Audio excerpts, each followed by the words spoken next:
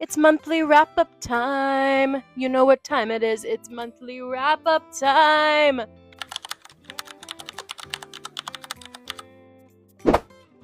Hey everyone, welcome back to my YouTube channel.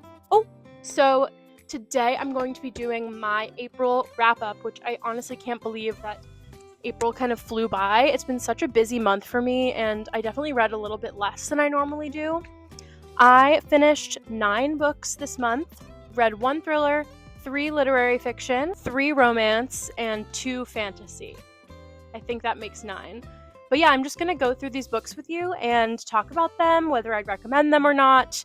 And I honestly had a really successful reading month. It was definitely a quality over quantity month. I rated 4 out of the 9 books that I read 5 stars. So that's really exciting. Unfortunately, though, the first read of the month was not my favorite. So let's get into it and start talking about The Really Dead Wives of New Jersey by Astrid Dahl. I didn't think that Astrid Dahl was a real person because one of my favorite books from last year, Perfume and Pain by Anna Dorn, the main character is named Astrid Dahl, and then when I picked this book up at the bookstore, on the back it says Astrid Dahl is an author, fangirl, and star of Anna Dorn's Perfume and Pain, so I guess she based it off of a real person, which is kind of crazy.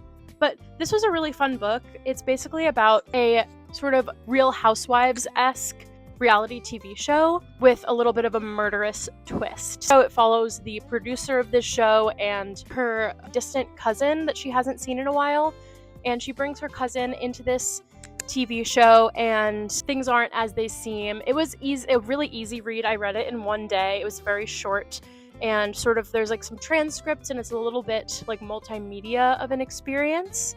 But yeah, I gave this like 3.5 stars. I had fun, but it definitely was not my favorite thriller. It's kind of satirical, which is really fun as well.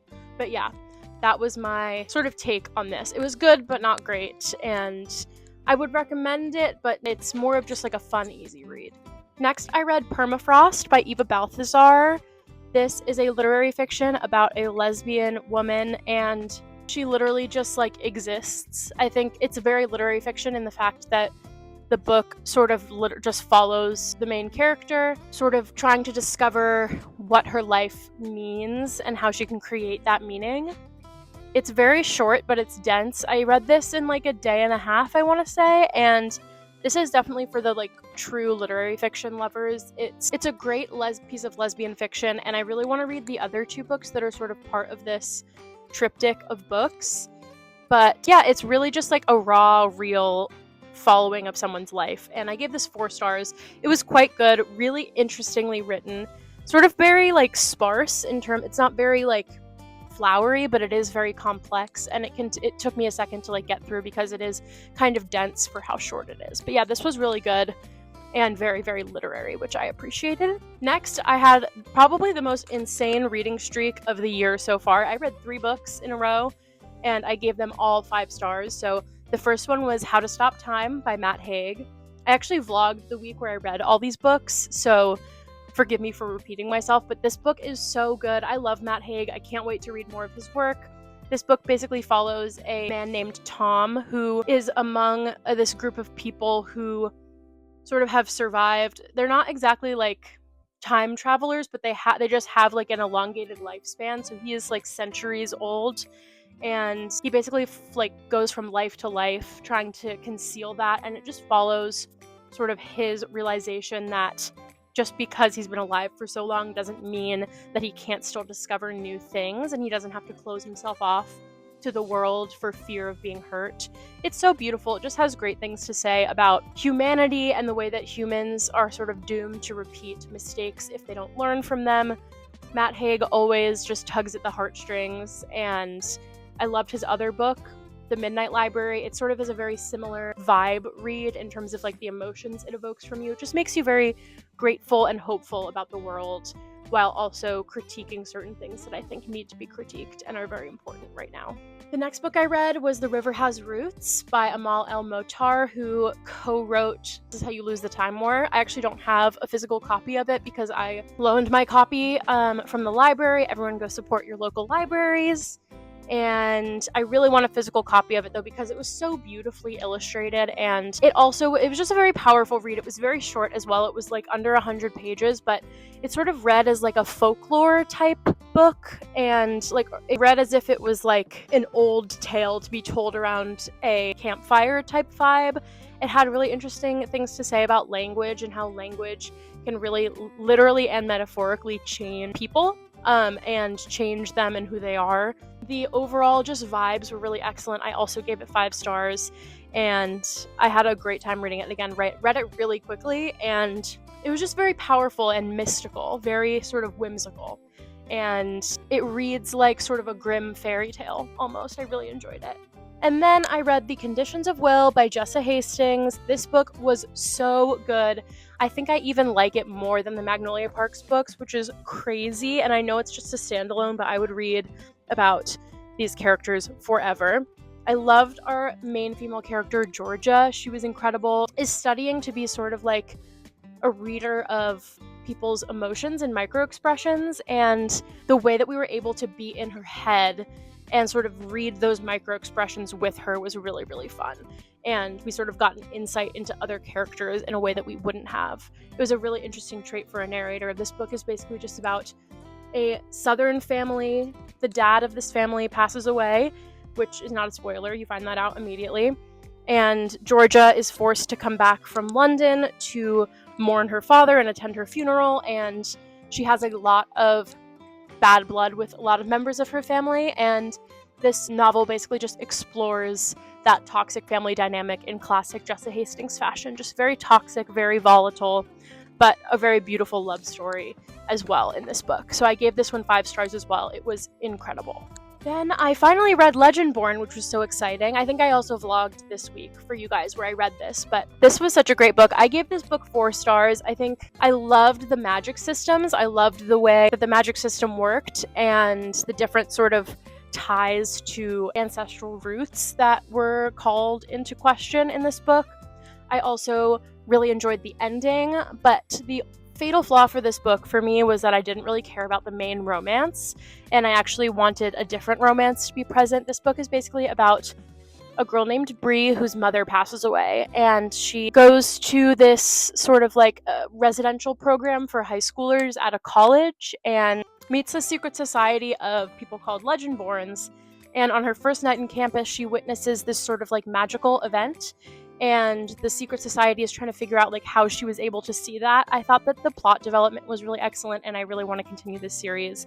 But yeah, I just didn't love the romance in this, but that's okay because I think I still really want to continue it. So 4 stars for this. Then we have Fable for the End of the World by Ava Reed, who I read Lady Macbeth by her last year and I really loved it. And I didn't know she really wrote YA fantasy books. So I saw this one, I had to pick it up. First of all, it's like one of the most beautiful books I've ever seen, and it's a sapphic dystopian fantasy, so I thought it would be great. I was a little disappointed by this book, to be honest. I did really like the love story, and I was quite interested in the way that the dystopia worked in this book. It was very technology focused, and it was quite cool. I liked the relationship. I just thought there was kind of something missing in this book for me. I gave it 3.75 stars, so not quite a 4-star book. It just maybe read a little bit too YA for me, but the ending was just not my favorite. It kind of left too much to be desired, in my opinion.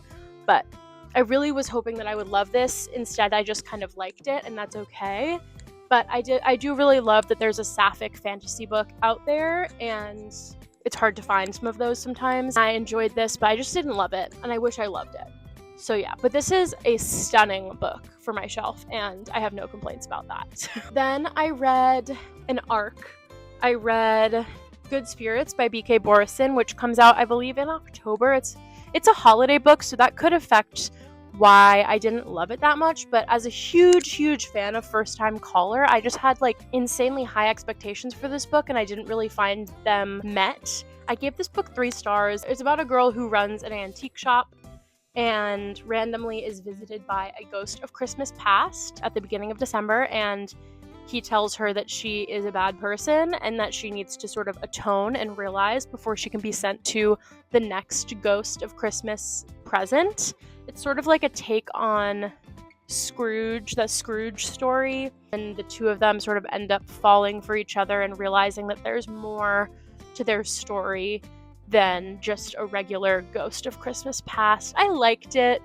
I didn't love it. I do love B.K. Borison's writing, so that's why it's a 3-star and not anything lower. I just wasn't super pulled by the story. I didn't love the romance, and I was just a little disappointed I didn't love it. I don't know. I don't know if I love Christmas romance books. I don't know if I love holiday-themed books, but I love B.K. Borison, and I can't wait to read more of her books when they come out.